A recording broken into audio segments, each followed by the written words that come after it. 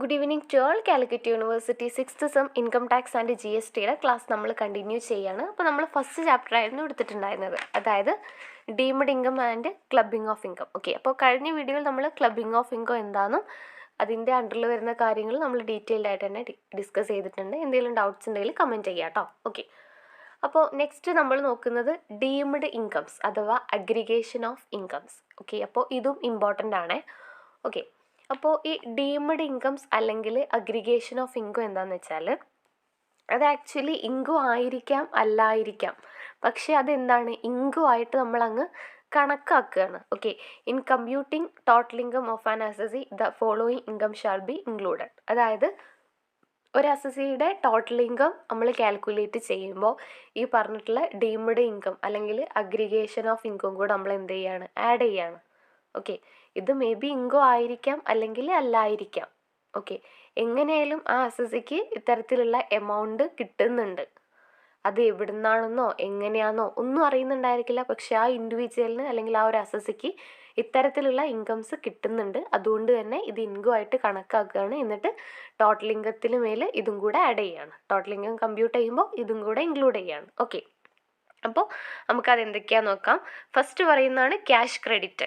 Cash credit എന്ന് പറയുമ്പോൾ if any sum is credited to the books of accounts but adequate explanation is not given in respect of its source, the sum so credited may be charged to income tax as the income of the assessee. Okay, അതായത് cash credit എന്ന് പറയുമ്പോൾ അദ്ദേഹത്തിൻ്റെ bank അക്കൗണ്ടിൽ അല്ലെങ്കിൽ books of അക്കൗണ്ടിൽ ഒരുപാട് പൈസ ഇങ്ങനെ ക്രെഡിറ്റ് ആവുകയാണ്. ഓക്കെ, ഇതിൻ്റെ ഒരു കൃത്യമായിട്ടുള്ളൊരു സോഴ്സ് നമുക്ക് ആ ഒരു അസസിക്ക് പറയാൻ പറ്റണില്ല.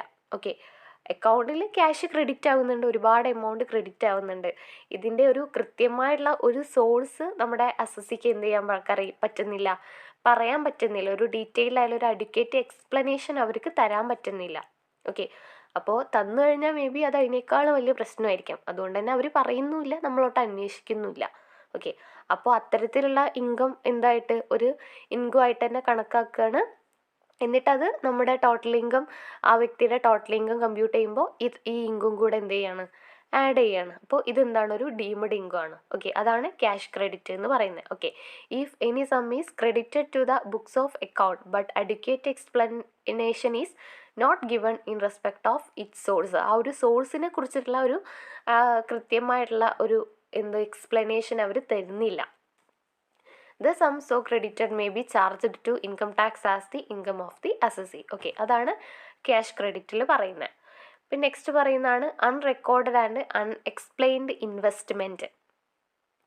If the assessee has made an investment which are not recorded in the books of accounts or assessee fails to explain its source, the value of such investment may be deemed income. അതായത് ഈ assessee ഒരുപാട് സ്ഥലങ്ങളിൽ ഒരുപാട് investment നടത്തിയിട്ടുണ്ട്. Okay, അപ്പോൾ അങ്ങനെ investment ഒരുപാട് സ്ഥലങ്ങളിൽ നടത്തണം എന്നുണ്ടെങ്കിൽ അവർക്ക് അതിന് കൃത്യമുള്ള ഒരു സോഴ്സ് ഉണ്ടായിരിക്കണം. അതായത് നമുക്ക് ഇത്ര ക്യാഷ് ഇവിടുന്ന് കിട്ടിയാലല്ലേ ഇത്ര ക്യാഷ് നമുക്ക് അവിടെ കൊണ്ടുപോയിട്ട് ഇൻവെസ്റ്റ് ചെയ്യാൻ കഴിയുള്ളൂ. ഓക്കെ, അപ്പോൾ ആ സോഴ്സ് ഏതാന്നുള്ളത് നമ്മുടെ അസസി എന്ത് ചെയ്യുന്നില്ല, ഡീറ്റെയിൽഡ് ആയിട്ട് എക്സ്പ്ലെയിൻ ചെയ്ത് പറയുന്നില്ല. ഒരുപാട് ഇൻവെസ്റ്റ്മെൻ്റ് ഉണ്ട്, അത് കൃത്യമായിട്ടാണ് റെക്കോർഡും ചെയ്തിട്ടില്ല, അതിൻ്റെ ആ ഒരു കൃത്യമുള്ള സോഴ്സ് ആണെങ്കിൽ അവർ പറയുന്നുമില്ല. പക്ഷെ അതുമൊന്നൊരു ഇൻകം എന്ത് ചെയ്യുന്നുണ്ട്, കിട്ടുന്നുണ്ട് ആർക്ക്, അസസിക്ക്. അപ്പോൾ അത്തരത്തിലുള്ള ആ ഇൻകം ഉണ്ടല്ലോ, അത് നമ്മൾ എന്തായിട്ട് ഒരു ഡീംഡ് ഇൻകം ആയിട്ടാണ് എന്ത് ചെയ്യുന്നത്, കണക്കാക്കുന്നത്. എന്നിട്ട് ആ ഇൻകം നമ്മുടെ ഇൻഡിവിജ്വലിൻ്റെ ടോട്ടൽ ഇൻകത്തിന് മേൽ എന്ത് ചെയ്യും, ഇൻക്ലൂഡ് ചെയ്യും. അതാണ് unrecord and unexplained investment. If the assessee has made investment which are not recorded in the books of accounts, അത് ആ ഇൻവെസ്റ്റ്മെൻറ്റ് എന്ത് ചെയ്യുന്നില്ല, അത് റെക്കോർഡ് ചെയ്യുന്നില്ല, ബുക്ക് ഓഫ് അക്കൗണ്ട്സിൽ റെക്കോർഡ് ചെയ്യുന്നില്ല, ഇത്ര സ്ഥലത്ത് ഇത്രയൊക്കെ രീതിയിൽ ഇൻവെസ്റ്റ് ചെയ്തിട്ടുണ്ട് എന്ന് കൃത്യമായിട്ട് റെക്കോർഡും ചെയ്യുന്നില്ല. അതുപോലെ തന്നെ ആ കിട്ടുന്ന അതിന് ആ ഇൻവെസ്റ്റ് ചെയ്യാനുള്ള പൈസ ഉണ്ടല്ലോ, അത് എവിടെ നിന്നാണ് കിട്ടുന്നത് എന്നുള്ള, or assessee fails to explain its source. Okay, അതായത് ഇപ്പോൾ നമ്മൾ ഇവിടെ കൊണ്ടുപോയിട്ട് ഒരു 5 ലക്ഷം രൂപ ഇൻവെസ്റ്റ് ചെയ്യണമെന്നുണ്ടെങ്കിൽ ആ 5 ലക്ഷം രൂപ കിട്ടിയ ഉറവിടം ഉണ്ടാവുമല്ലോ, ആ ഉറവിടം അവർ എക്സ്പ്ലെയിൻ ചെയ്ത് പറയുന്നില്ല. ഓക്കെ, അപ്പോൾ അത്തരത്തിലുള്ള ഇൻകം ഡീംഡ് ഇൻകം ആയിട്ടാണ് കണക്കാക്കുന്നത്. ഓക്കെ, പിന്നെ unrecorded or unexplained money gold etcetera. അതായത് if the assessee is the owner of any money gold or valuable articles which is not recorded in the books of account or adequate explanation is not given it source such article is deemed to be income of the assessee. അതായത് ഒരു അസസിക്ക് ഒരുപാട് പൈസയുണ്ട്, ഒരുപാട് സ്വർണ്ണം gold കാര്യങ്ങളൊക്കെ ഉണ്ട്. Okay, അപ്പോൾ അത് കൃത്യമായിട്ട് എന്ത് ചെയ്യുന്നില്ല, which is not recorded in the books of accounts. അത് ബുക്സ് ഓഫ് അക്കൗണ്ട്സിൽ അവർ കൃത്യമായിട്ട് രേഖപ്പെടുത്തിയിട്ടുമില്ല. അതുപോലെ തന്നെ adequate explanation is not given it source. Okay, ആ പൈസ വന്ന വഴിയും, അതായത് ഗോൾഡ് ആണെങ്കിൽ ഗോൾഡ് വാങ്ങിക്കാൻ എവിടെ നിന്നാണ് എനിക്ക് ക്യാഷ് കിട്ടിയത്, ഓക്കെ, ആ ഒരു സോഴ്സും അവർ ഡീറ്റെയിൽ ആയിട്ട് അവർ എന്ത് ചെയ്യുന്നില്ല, എക്സ്പ്ലെയിൻ ചെയ്ത് പറയുന്നില്ല. ഓക്കെ, അതാണ് എന്ത് പറഞ്ഞത്, unrecord or unexplained money gold etcetera. അപ്പോൾ അങ്ങനെ കിട്ടുന്ന ആ ഒരു ഇൻകം നമ്മൾ ഡീംഡ് ഇൻകം ആയിട്ടാണ് കണക്കാക്കുക. എന്നിട്ട് നമ്മൾ അതെന്ത് ചെയ്യും, ടോട്ടൽ ഇൻകത്തിന് മേൽ അതും കൂടെ ഇൻക്ലൂഡ് ചെയ്യും. ഓക്കെ, പിന്നെ നെക്സ്റ്റ് പറയുന്നതാണ് അൺഎക്സ്പ്ലെയിൻഡ് എക്സ്പെൻഡിച്ചർ. അതെങ്ങനെയാണെന്ന് വെച്ചാൽ, ഇപ്പോൾ ഞാൻ പറയുകയാണ് എനിക്ക് 5 ലക്ഷം രൂപ എന്ത് വന്നു, എക്സ്പെൻസ് വന്നു, അതുകൊണ്ട് എനിക്ക് 5 ലക്ഷം രൂപയ്ക്ക് ടാക്സ് അടയ്ക്കാൻ കഴിയില്ല. ഓക്കെ, അപ്പോൾ എന്തിനാണ് എനിക്ക് ആ 5 ലക്ഷം രൂപ എക്സ്പെൻഡിച്ചർ വന്നത് എന്ന് പറയാൻ കഴിയണം. എന്നാൽ മാത്രമേ എന്ത് ചെയ്യുള്ളൂ, ആ ടാക്സ് നിന്ന് അത് ഒഴിവാക്കാൻ പറ്റുള്ളൂ. അല്ലാണ്ട് ചുമ്മാ എനിക്ക് എക്സ്പെൻസ് വന്നു അതുകൊണ്ട് എനിക്കത് 5 ലക്ഷം രൂപയ്ക്ക് ഞാൻ ടാക്സ് അടയ്ക്കാൻ കഴിയില്ല എന്ന് പറയാൻ പാടില്ല. 5 ലക്ഷം രൂപയ്ക്ക് എന്തിനു വേണ്ടിയിട്ടാണ് ഞാൻ ആ 5 ലക്ഷം രൂപ ചിലവാക്കിയത്, അതിൻ്റെ കൃത്യമായിട്ടുള്ള ആ ഒരു സോഴ്സ് ഉണ്ടാവുമല്ലോ, അത് പറയണം. കാരണം ആ 5 ലക്ഷം രൂപ അവിടെ എക്സ്പെൻസ് വരണമെന്നുണ്ടെങ്കിൽ അതിന് കൃത്യമായിട്ടുള്ളൊരു സോഴ്സ് ഉണ്ടാവും. മനസ്സിലായോ? If the assessee fails to furnish adequate explanation regarding the source of income for any expenditure incurred such expenditure shall be deemed to be income of the assessee. Okay, പിന്നെ next പറയുന്നതാണ് amount borrowed or repaid or hundi. അതായത് നമുക്കറിയുന്നുണ്ടായിരിക്കും ഈ വട്ടിപ്പലിശയ്ക്കൊക്കെ കൊടുക്കുന്ന ആളുകളുണ്ടല്ലോ, പലിശയ്ക്ക് പൈസ കടം കൊടുക്കുന്നവരൊക്കെ. Okay, അപ്പോൾ അങ്ങനെ പൈസ കടം കൊടുക്കണമെന്നുണ്ടെങ്കിൽ അവർക്ക് കൃത്യമായിട്ട് ഒരു എമൗണ്ട്, നല്ലൊരു എമൗണ്ട് എവിടുന്നോ കിട്ടുന്നുണ്ടാവണം. എന്നാൽ മാത്രമല്ലേ അവർക്ക് പലിശയ്ക്ക് കൊടുക്കാൻ പൈസ കിട്ടൂ.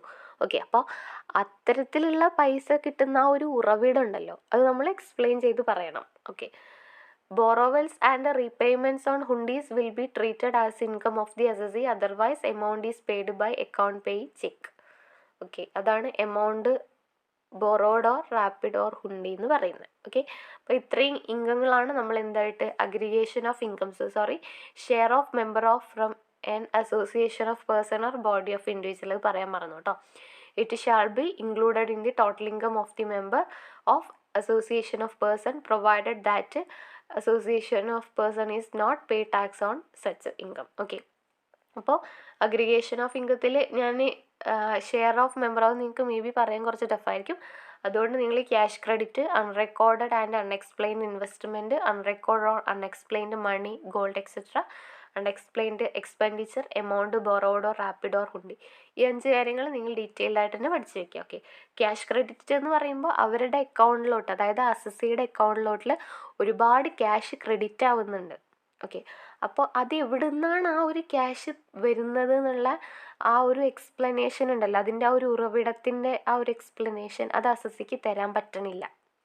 തന്നു കഴിഞ്ഞാൽ അത് അതിലും വലിയ കേസായിരിക്കും, അതുകൊണ്ടായിരിക്കും അവർ തരാത്തത്. ഓക്കെ, അപ്പോൾ അങ്ങനെ കിട്ടുന്ന ആ ഇൻകം എവിടുന്നാന്ന് അവർ പറയുന്നില്ല. അപ്പോൾ അത്തരത്തിലുള്ള ആ ഇൻകം നമ്മൾ ഡീംഡ് ഇൻകം ആയിട്ടാണ് എന്ത് ചെയ്യുന്നത്, കണക്കാക്കുന്നതാണ് cash credit. If any sum is credited to the books of account but adequate explanation is not given in respect of it source, ആ സോഴ്സിനെ കുറിച്ചിട്ടുള്ള ശരിയായിട്ടുള്ള ഒരു എക്സ്പ്ലനേഷൻ അവർ തരുന്നില്ല.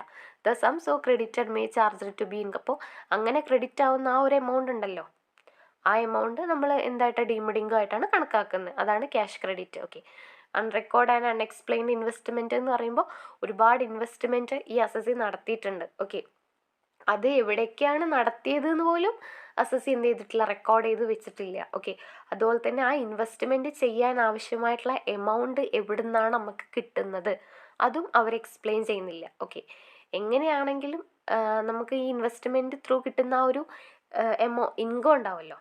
ഓക്കെ, ആ ഇൻകം നമ്മൾ ഡീംഡ് ഇൻകം ആയിട്ടാണ് കണക്കാക്കുക, എന്നിട്ട് ടോട്ടൽ ഇൻകത്തിന് മേലെ ഇൻക്ലൂഡ് ചെയ്യും. ഓക്കെ, പിന്നെ അൺറെക്കോർഡ് ഓർ അൺഎക്സ്പ്ലെയിൻഡ് മണി, അത് മണി ഗോൾഡ്, അതായത് നമ്മുടെ അസസിക്ക് ഒരുപാട് മണി ഉണ്ട്, അതുപോലെ തന്നെ ഒരുപാട് ഗോൾഡ് കാര്യങ്ങളൊക്കെ ഉണ്ട്. ഓക്കെ, അപ്പോൾ അതും ഇതുപോലെ തന്നെ എവിടുന്നാണ് നമുക്ക് ഈ ഒരു ക്യാഷ് കിട്ടുന്നത്, ഗോൾഡ് ആണെങ്കിൽ ഈ ഗോൾഡ് പർച്ചേസ് ചെയ്യാൻ നമുക്ക് എവിടുന്നാണ് ക്യാഷ് കിട്ടിയത്. ഓക്കെ, അപ്പം അതിൻ്റെ ആ ഒരു സോഴ്സ് അവർ എക്സ്പ്ലെയിൻ ചെയ്ത് പറയുന്നില്ല. അതുകൊണ്ട് തന്നെ ഇത് എന്തായിട്ടാണ് ഡീംഡ് ഇൻകം ആയിട്ടാണ് കണക്കാക്കുക. എന്നിട്ട് ടോട്ടൽ ഇൻകത്തിന് മേലെ ഈ ഇൻകം കൂടെ എന്ത് ചെയ്യും, ഇൻക്ലൂഡ് ചെയ്യും. പിന്നെ അൺഎക്സ്പ്ലെയിൻഡ് എക്സ്പെൻഡിച്ചർ, അതായത് അപ്പോൾ ഒരു വ്യക്തിക്ക് ഒരു 10 കോടി എക്സ്പെൻസ് വരണം എന്നുണ്ടെങ്കിൽ അത്യാവശ്യം നല്ലൊരു തുക കിട്ടുന്നതുകൊണ്ടായിരിക്കും അങ്ങനെ അവിടെ എക്സ്പെൻസ് വരുന്നത്. ഓക്കെ, അപ്പോൾ എവിടുന്നാണ് ആ എക്സ്പെൻസ് വരാനുള്ള തുക എവിടുന്നാണ് കിട്ടുന്നത്, ആദ്യം അത് എക്സ്പ്ലെയിൻ ചെയ്യണം. എന്നിട്ട് വേണം എന്തുകൊണ്ടാണ് ആ ചെലവ് വന്നത്. ഓക്കെ, അപ്പോൾ അതാണ് unexplained expenditure. If the assessee fails to furnish adequate explanation regarding the source of income for any expenditure incurred, such expenditure shall be deemed to be income of the assessee. Okay, പിന്നെ amount borrowed or repaid on hundi, അതായത് ഈ വട്ടിപ്പലിശയ്ക്കൊക്കെ കൊടുക്കുമ്പോൾ ഒരുപാട് പൈസ വേണം. Okay, അപ്പോൾ ആ പൈസ എവിടെ നിന്നാണ് കിട്ടുന്നത്, അതിൻ്റെ ആ ഒരു സോഴ്സ് ഉണ്ടല്ലോ, അത് എക്സ്പ്ലെയിൻ ചെയ്യണം. ഓക്കെ, അത് എക്സ്പ്ലെയിൻ ചെയ്യാത്ത പക്ഷം അത്തരത്തിൽ കിട്ടുന്ന ഇൻകമൊക്കെ നമ്മൾ എന്തായിട്ടാണ് കണക്കാക്കുക, ഡീംഡ് ഇൻകം ആയിട്ടാണ് കണക്കാക്കുക. എന്നിട്ട് ടോട്ടൽ ഇൻകത്തിന്മേൽ അത് ആഡ് ചെയ്യും. ഓക്കെ, പറഞ്ഞത് മനസ്സിലായിട്ടുണ്ടാവുമെന്ന് വിചാരിക്കുന്നു. ഈ പറഞ്ഞതിൽ വല്ല ഡൗട്ട്സ് ഉണ്ടെങ്കിൽ കമൻറ്റ് ചെയ്യുക, നിങ്ങളുടെ ഫ്രണ്ട്സിനൊക്കെ ഷെയർ ചെയ്ത് കൊടുക്കുക. ചാനൽ ആരെങ്കിലും സബ്സ്ക്രൈബ് ചെയ്യാതെ കാണുന്നവരുണ്ടെങ്കിൽ സബ്സ്ക്രൈബ് ചെയ്ത് സപ്പോർട്ട് ചെയ്യുക കേട്ടോ. താങ്ക്